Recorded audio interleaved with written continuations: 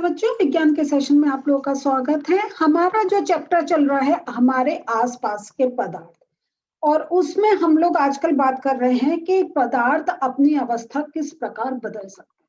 और हमने इससे पहले वाले जो सेशंस करे हैं तो हमने कुछ चीजें समझी हैं जिनको मैं एक बार फिर से रिवाइज करना चाहती हूँ कि पदार्थ किनसे बने हैं। सोचिए, पदार्थ कणों से बने, ठीक है। और क्या पदार्थ एक अवस्था से दूसरी अवस्था में बदले जा सकते हैं? हाँ, वो बदले जा सकते हैं। अब जो हमारा आगे का जो पॉइंट आ रहा है कि ये पदार्थ में जो कण होते हैं, तो ये इनके आधार पर ही जो हमारे अगर देखें पदार्थ ठोस, द्रव या गैस की अवस्था में पाए जाते हैं, ये हम समझ चुके हैं। आज जो हम लोग बात करने जा रहे हैं वो है किस प्रकार दाब से हम पदार्थ की अवस्था को बदल सकते हैं। इससे पहले वाले जो हमारे 2 सेशंस हुए थे उसमें हमने समझा था कि किस प्रकार जब हम टेम्परेचर में डिफरेंस लाते हैं, ठीक है, जब तापमान में हम कुछ एक उसमें चेंज लाते हैं तब पदार्थ की अवस्था बदलती है। कि जब हम तापमान इंक्रीज करते हैं तो वो ठोस पदार्थ किस में बदल जाता है? द्रव में। और द्रव को अगर हम टेम्परेचर दें तो वो किस अवस्था में आ जाता है? गैसीय अवस्था में। वेरी गुड, ठीक है। सो आज हमारे देखते हैं कैसे दाब से हमारा पदार्थ की अवस्था में परिवर्तन होता है। सो बच्चों, आप लोग की बुक तैयार है?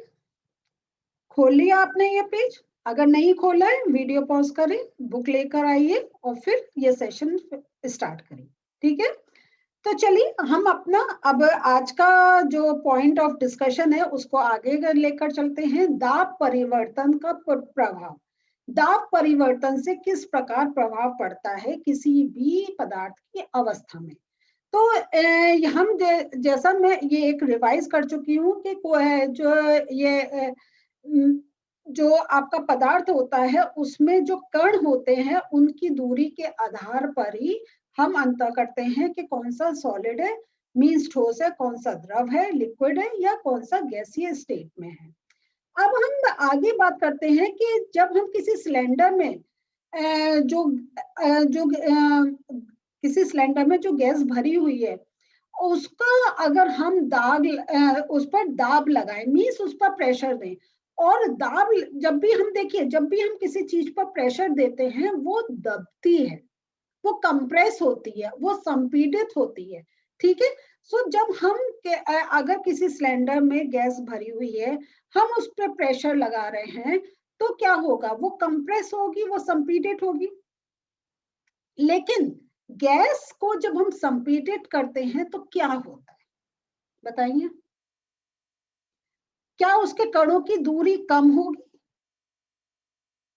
है ना, जब हम उसको प्रेस कर रहे हैं हम जानते हैं गैस की जो अवस्था है उसमें जो उसके कण है वो दूर दूर फैले हुए हैं, लेकिन जब हमने प्रेस करा तो क्या होगा? उनके कण भी पास में आएंगे। अब जब कण पास में आ रहे हैं तो वो कौन सी अवस्था में आ सकते हैं? गैस में दूरी है ना।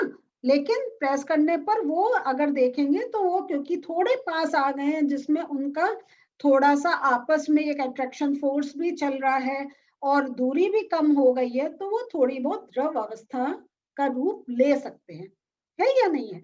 बस यही, इसलिए बार बार कण की पोजीशंस के अकॉर्डिंग अगर आप समझेंगे तो बहुत आसानी से समझ में आएगा। तो जब ये कणों के बीच की दूरी कम हो गई तो दाब बढ़ाने या घटाने से पदार्थ की अवस्था में परिवर्तन हम ला सकते हैं। दाब जब बढ़ाएंगे उस पर और कण पास में आएंगे तो क्या होगा? जो गैस है वो एक द्रव अवस्था में बदल सकती है। तो जैसे हम बात करते हैं ठोस कार्बन डाइऑक्साइड की, CO2 की, इसमें क्या देखिए, ठोस कार्बन डाइऑक्साइड, तो CO2 क्या है? ये गैस है। और ठोस कह रहे हैं इसका मतलब है कि हमने उसको इतना प्रेशर दिया है कि गैस के जो कण हैं वो इतने अपने पास में आ गए कि वो करीब करीब ठोस की अवस्था में आ जा रहे हैं। तो ये हमें ये जो है जो से ठोस CO2 है इसे उच्च दाब पर संग्रहित किया जाता है। तो ये समझ लीजिए कि गैस में कितना हमने प्रेशर दिया होगा कि वो एक ठोस रूप ले ले रहे हैं। अब यहाँ पे ये पॉइंट मार्क करने वाला आ गया, तो इसको आप जल्दी से मार्क कर लीजिए। जब वायुमंडलीय दाब पर एक एटमॉस्फेरिक ये जो प्रेशर होता है, तो जब वायुमंडलीय दाब का माप एक एटमॉस्फेयर हो तो ठोस CO2 द्रव अवस्था में आए बिना सीधे गैस में परिवर्तित हो जाएगी। अब हम ये दूसरी बात बोल रहे हैं। तो देखिए, हमने अभी ठोस CO2 की बात करी है, तो ये तो हमने CO2 को जब ठोस रूप दिया, लेकिन अगर अब हमें CO2 को वापस गैसीय रूप में लाना है, तब हम क्या करेंगे, उसका जो वायुमंडलीय दाब पर का माप हम एक एटमॉस्फेयर जब करेंगे, तो जो आपकी ये ठोस CO2 है, ये तो जो ये ठोस CO2 है, ये द्रव अवस्था में नहीं आएगी, ये सीधे गैसीय अवस्था में परिवर्तित हो जाएगी। तो जैसा हमने एक देखा था कि जब कोई ये हमने पहले भी पढ़ा था कि जरूरी नहीं है कि हर सॉलिड जो ठोस है वो गैसीय अवस्था में आने से पहले द्रव अवस्था में आए, है ना। तो ठोस CO2 का भी यह है कि अगर हमने इसको इतना एक दाब का माप दिया है, जो हम कह रहे हैं 1 एटमॉस्फेयर, मैं इस एटमॉस्फेयर को अभी आपको और क्लियर समझाऊंगी, तो जो ठोस CO2 है वो फिर से गैस रूप में परिवर्तित हो सकती है। तो एटमॉस्फेयर का यहाँ पे हम देख लेते हैं, ये जो होता है एटमॉस्फेयर, ये गैसीय दाब का के मापन का मात्रक है। कि हम जैसे हमने अभी केल्विन के बारे में पढ़ा था कि जब हमने टेम्परेचर की बात करी थी कि स्टैंडर्ड अंतरराष्ट्रीय उसमें प्रणाली में हम केल्विन बोलते हैं, तो ऐसी ही ये एक और आ जाता है गैसीय दाब का मापन का मात्रक। तो मीन्स जो हम प्रेशर का जो एक मात्रक है वो उसको हम कहते हैं एटमॉस्फेयर, ठीक है, ATM, ठीक है। तो दाब का जो SI मात्रक है तो वो है पास्कल। तो हमने जो टेम्परेचर का केल्विन पढ़ा था, ये आ गया पास्कल, और जो 1 एटमॉस्फेयर है वो 1.01 into 10 to the power raise to the power 5 pascal के बराबर है। सो यहाँ पे अब ये एक समझने की बात है कि एटमॉस्फेयर, ये हम अपनी उसमें जो हमारे यहाँ जो प्रणाली चल रही है उसमें हम बोल रहे हैं, लेकिन जैसे हम, I am repeating it again, कि जैसे हमने टेम्परेचर का देखा था कि हम सेंटीग्रेड में यहाँ पे मेजर करते हैं, लेकिन अंतरराष्ट्रीय प्रणाली में हम उसको केल्विन में करते हैं। इस प्रकार गैसीय दाब का मात्रक जो है वो पास्कल है। अंतरराष्ट्रीय अगर हम कहें SI मात्रक जो है वो आपका पास्कल है, लेकिन हम हमारे यहाँ जो होता है वो हम एटमॉस्फेयर यूज करते हैं, और एटमॉस्फेयर और पास्कल का जो रिलेशन है, तो 1 atmosphere is equal to 1.01 into 10 raise to the power 5 pascal. तो ये इंपॉर्टेंट पॉइंट है जिसको आपको याद रखना है। और ये जो होता है, ये है जो है पास्कल, वायुमंडल में वायु का दाब, वायुमंडलीय दाब कहलाता है। तो यहाँ पे ये एक और चीज आ गई है आपकी ध्यान रखने वाली, कि वायुमंडल में जो एक वायु का दाब होता है उसे हम कहते हैं वायुमंडलीय दाब। तो जहां जहां देखिए, हम कहीं भी जब दाब की बात करते हैं तो हम वायुमंडलीय दाब की बात करते हैं, ठीक है। सो और समुद्र की सतह पर वायुमंडलीय दाब 1 एटमॉस्फेयर होता है। और ये जो 1 एटमॉस्फेयर, देखिए यहाँ पे भी हम कह रहे हैं, जब हम दाब का माप 1 एटमॉस्फेयर कर देते हैं, तो ये जो है ये एक सामान्य रूप माना जाता है। फिर आगे जब आप क्लासेस में पढ़ेंगे तो यही हम प्रेशर का इंक्रीज और डिक्रीज कर करके हम चीजों को, और जो हमारे कॉन्सेप्ट है उनको समझेंगे। लेकिन ये आपकी स्टार्टिंग है, तो इसको आप इतना ही समझ लीजिए। तो यही, तो अब हम वापस आते हैं, जो हमारा ड्राई CO2 की बात कर रहे हैं, तो इसी कारण हम जो ये जो आपकी ठोस कार्बन डाइऑक्साइड होती है, इसको हम ड्राई आइस भी बोलते हैं, शुष्क बर्फ भी बोलते हैं।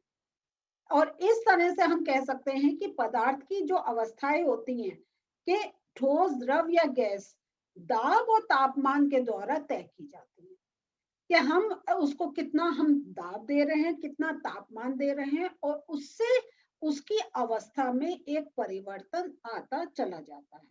या हम टेम्परेचर अगर इंक्रीज कर रहे हैं तो अवस्थाएं चेंज होंगी, टेम्परेचर अगर हम डिक्रीज कर रहे हैं, कम कर रहे हैं, तब अवस्थाएं चेंज होंगी। हम दाब बढ़ा रहे हैं तब भी अवस्था में चेंज होगा, दाब कम कर रहे हैं तब भी अवस्था में चेंज होगा। लेकिन बस आप इतना याद रखें कि जब हम दाब की बात कर रहे हैं, हम किस पर दाब लगा रहे हैं, और जब हम दाब लगा रहे हैं तो उसके कण कहाँ होंगे, वो पास आएंगे या दूर होंगे। बस इतना आप ध्यान में रखिए। और दूसरा साइड में आप ध्यान रखिए कि जब ठोस है उसमें कण किस प्रकार एक अंदर वो सेटल डाउन होते हैं, द्रव में किस प्रकार उनका पूरा एक मतलब स्ट्रक्चर होता है, और गैस में किस प्रकार होता है। बस ये अगर आपने रिलेशन बना दिया तो कोई भी अगर आपके सामने प्रश्न है कि अगर हम गैस पर दाब इंक्रीज कर रहे हैं, उसको दाब काफी दे रहे हैं, तो वो किस अवस्था में जा सकता है, और अगर दाब हम कम कर रहे हैं तो वो किस अवस्था में जा सकता है। तो ये एक जनरल हमारा ये कॉन्सेप्ट क्लियर हो गया, फिर हम आसानी से बोल सकते हैं। तो यहाँ पे जैसा हमने देखा कि हम कार्बन डाइऑक्साइड जो गैस है, मतलब गैस को भी हम लिक्विड फॉर्म में एक उसको स्टोर कर सकते हैं। और यही है जैसे हम एलपीजी की बात करते हैं तो हम कहते हैं लिक्विड पेट्रोलियम गैस। तो वही गैस को हम क्या, ये हमने एक सेशन में पढ़ा था कि हम जो एक हमारा सिलेंडर होता है उसके अंदर हम गैस भरते हैं, और गैस की क्वांटिटी हम अगर सिलेंडर के अंदर की कैपेसिटी देखें उससे कहीं ज्यादा हम उसके अंदर गैस भर सकते हैं। क्यों? वो सेम तरीके से कि हम उसको एक प्रेशर में उसको स्टोर करते हैं। तो जब हम उसको एक प्रेशर में स्टोर करते हैं तो वो जो गैस होती है वो एक द्रव अवस्था में आ जाती है। ठीक है, तो ये आया आज जो हमने पढ़ा वो है दाब परिवर्तन का प्रभाव। तो हम अब नोट्स देखते हैं आज के। सो बच्चों, दाब परिवर्तन का प्रभाव, घटक कणों की दूरी में अंतर होने के कारण पदार्थों की विभिन्न अवस्थाओं में अंतर होता है। तो ये जो मैं आपको बोल रही थी वो मैंने अब आपको नोट्स में भी दे दिया कि दूरी में अंतर होने के कारण ही जो पदार्थ होते हैं उनकी अवस्थाओं में अंतर आता है। दाब के बढ़ने से और तापमान घटने से गैस को द्रव में बदल सकते हैं। ठीक है, कि दाब के अगर हम उसको इंक्रीज कर रहे हैं और तापमान को अगर हम घटा रहे हैं तो जो हमारा द्रव है वो सॉरी जो गैस है वो द्रव में बदल सकता है। क्योंकि हमें गैस को अगर द्रव में करना है तो द्रव हमें जो तापमान है वो घटाना होगा। तो ये एक आप रिलेशन देख लीजिए कि प्रेशर और टेम्परेचर का, प्रेशर इंक्रीज करते हैं, टेम्परेचर डिक्रीज करते हैं। ये बहुत इंपॉर्टेंट पॉइंट है, इसको याद रखिएगा। तो बच्चों, आज हम लोगों ने देख लिया कि कैसे हम अवस्थाओं में परिवर्तन कर सकते हैं ताप और दाब के द्वारा। ठीक है, सो अब जैसा मैं आपसे हमेशा कहती हूँ कि कोई कंफ्यूजन है तो सेशन को एक दो बार और देखें। नोट्स जो हम आपको दे रहे हैं उन पॉइंट्स को नोट करिए, और जो मार्क कर रहे हैं वो सब लेकर पूरा एक जब आप समझेंगे तब आपको क्लियर समझ में आएगा। और उसके बाद भी कोई डाउट है आप मुझसे ऐप के द्वारा पूछ सकते हैं। तो अगले सेशन में अभी इस चैप्टर के थोड़े से और टॉपिक बचे जो मैं लूंगी, तो मिलते हैं फिर से। बाय।